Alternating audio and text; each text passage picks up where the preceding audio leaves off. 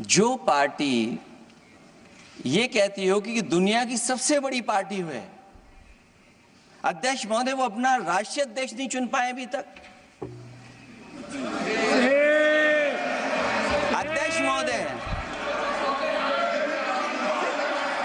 अध्यक्ष महोदय भारतीय जनता पार्टी क्या है?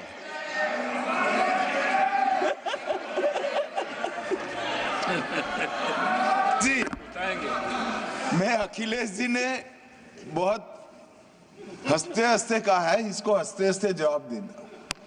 ये सामने जितनी पार्टियां हैं उनका राष्ट्रीय अध्यक्ष उन 5 लोगों को ही चुनना है परिवार के। हमें माननीय अध्यक्ष जी करोड़ों सदस्यों में से 12-13 करोड़ सदस्य प्रक्रिया कर कर चुनना है तो देर लगती है। आपके यहाँ जरा भी देर नहीं लगेगी। मैं कह देता हूं अभी 25 साल तक आप अध्यक्ष हो जाओ, नहीं बदल सकता। अध्यक्ष महोदय, क्योंकि जो बात निकल के आई है वो मैं फिर आगे बढ़ा दूं।